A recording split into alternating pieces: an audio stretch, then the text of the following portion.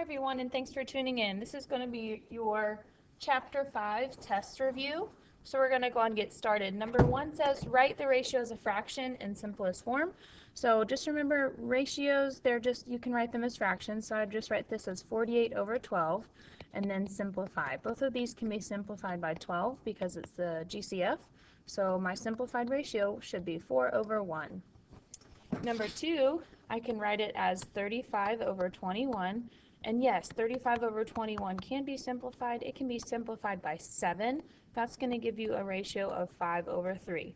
Remember, a ratio is two numbers. So even though both number 1 and 2 are an improper fraction, you want to keep it as an improper fraction. Number 3 says to find the unit rate. So again, when you find the unit rate, you should be doing 240 kilometers divided by 2.5. When you do that, you're going to type that in your calculator because you do get to use a calculator on your test. You should get 96 kilometers per hour. Okay, same thing for number 4. You're going to take $15 and divide it by 4. Using your calculator, you get $3.75 per quart. Okay. Number 5, tell whether the ratios form a proportion. An easy way to figure out if something forms a proportion or not is you can cross multiply. So what I did here is I just did 10 times 56 and 20 times 24. 10 times 56 is 560 and 20 times 24 is 480. Since these numbers do not equal one another, this is not proportional. So the answer is no for number 5. Number 6, again, cross multiply 68 times 5 and 8 times 42.5. 68 times 5 is 340 and 8 times 42.5 is also 340. Since those numbers are equal after you've cross multiplied, your answer will be yes for number 6. They are proportional. Number 7, same type of deal. You just pick two of these fractions and then cross multiply. I'll choose probably the first two, 5 over 1 and 10 over 3. Notice when I cross multiply here, 5 times 3 is 15 and 1 times 10 is 10. Since these do not equal one another, my answer will be no for number 7. Number 8, describe whether the two rates form a proportion and describe or show the method you used. I think you have to show your method as well for number 7. Just make sure you're showing your work for that or using words to describe it. I would set this up as 63 hits over 168 times at bats is equal to 32 hits and 84 times at bat. To figure out if they're proportional, I'm going to use the cross products method. So I'm going to do 84 times 63 and 168 times 32. I'm going to type in my calculator 84 times 63 and I get 5,292, and 168 times 32 I get 5,376. Since these are not equal, my answer is no for number 8.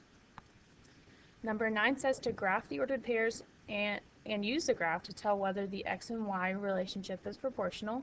So x is 1.5, y is 1, so over 1.5 up 1, over 3 up 2, over 4.5 up 3, and over 6 up 4.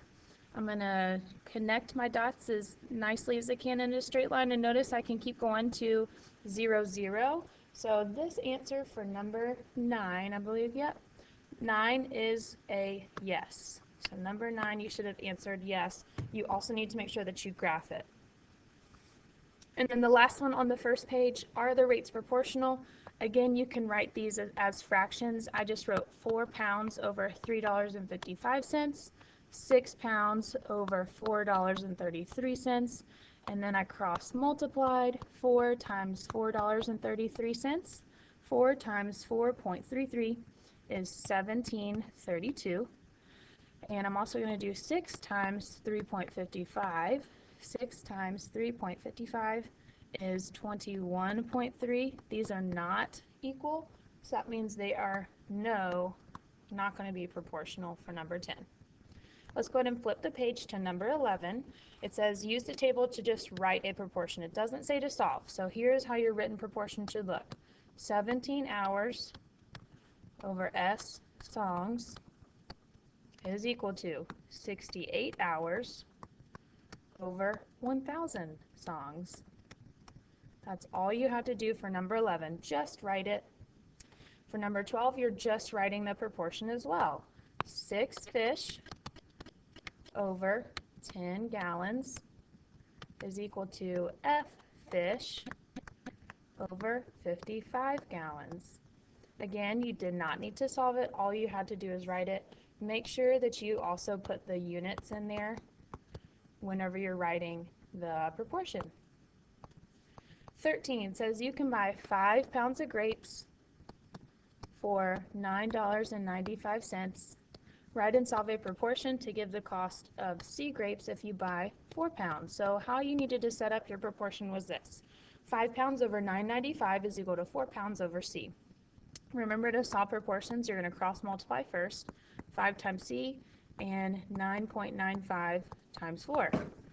5 times C is 5C. And using my calculator, 9.95 times 4, is 39.8. And then you're going to divide both sides by 5. So 39.8 divided by 5, C is going to give me 7.96. So the cost will be $7.96 for 4 pounds of grapes. Number 14, you're just solving. This one, you might have already seen a pattern, but if you didn't, you're supposed to cross multiply. 1.8 times A is equal to 2.3 times 18. 1.8 times A is 1.8A, and 2.3 times 18 is 41.4. And then you're going to divide both sides by 1.8. 41.4 divided by 1.8 is 23, so A is equal to 23 for number 14. 15, again, cross multiplying, 8 times D and 25 times 3. 8 times D is 8D, and 25 times 3 is 75. I'm going to take 75 and divide it by 8, because I'm dividing both sides by 8 to get D by itself. My answer for 15 is 9.375. For number 16, again, cross multiplying here, 3x times 21 and 7 times 8. 3x times 21 is 63x, and 7 times 8 is 56. I'm going to divide both sides by 63.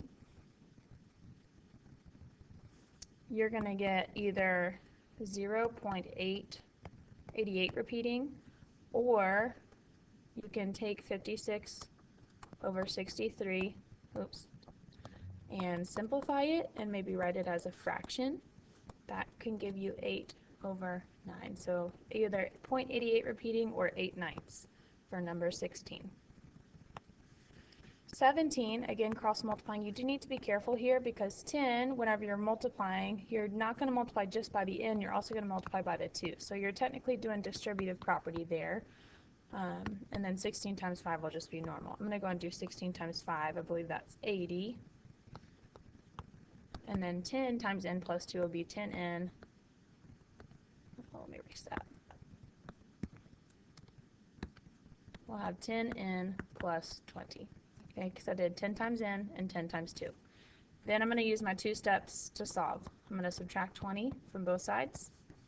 So these 20's cancel out. I have 10n is equal to 60, and then divide both sides by 10. N is equal to 6.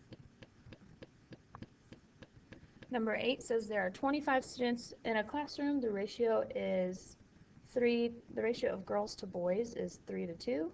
So how many girls are there in the classroom? So we're just focusing on how many girls. I know the ratio of girls to boys is 3 to 2. So the ratio of girls to all will be 3 to 5. So that means for every 3 girls out of 5 total, so if there's 25 total, how many girls? This one you have to kind of think about to figure out what you're supposed to do. I'm going to cross multiply 3 times 25 and 5 times x. 3 times 25 is 75, and 5 times x is 5x. And then I'm going to take 75 and divide it by 5. Sorry about that. I had to restart, so I'm going to divide both sides by 5. 75 divided by 5 is 15. So there are 15 girls in the class of 25 students. Number 19 says that there are 3 costs for total energy drinks. Here's one thing you don't need. You do not need the calories, because calories are not going to tell you which is the better deal. You only need to concern yourself with the serving size and the cost. And we really want to know what the cost per ounce is. Okay, so what I'm going to do is I'm going to take drink A and do $1.29 divided by 12. I'm going to take drink B and do 99 cents divided by 8. And then I'm going to take drink C and do $1.89 divided by 16.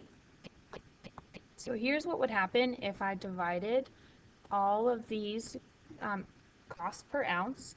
There would be 11 cents, about 11 cents for A, 12 cents for B, and 12 cents for C in cost per ounce. So the best deal is going to be drink A, because you're only paying 11 cents per ounce. Number 20, and this is going to be our last one. There are 25 computers in a math lab. There are 6 activity booklets for every 2 computers in the math lab. How many activity booklets are in the math lab? Well, we know that there are 6 booklets for 2 computers. So that means there's probably 3 books for 1 computer, just because I'm just finding the unit rate here. Okay, divided both those by 2. So maybe I can use that. If I don't know how many out of 25 are having math booklets, but what I do know, there are 25 computers. I know that 3 books are for 1 computer. So how many books are for 25 computers? Okay, I'm going to cross multiply, so I'm going to do 1 times x and 25 times 3. 1 times x is 1x, 25 times 3 is 75. I divide both sides by 1. X will give me 75 booklets, or 75 books. Okay, that's going to be your answer for number 20. If you solved it a different way, you might have still used 6 over 2, and that would still give you the correct answer. You just have to do a little bit more dividing. Okay, that's going to conclude our review. You do have to complete workbook pages 111 and 112 before we start chapter 6, so if you want to go and do that tonight, you can. And then also check out our class website and try that chapter 5 practice test. Thanks for tuning in.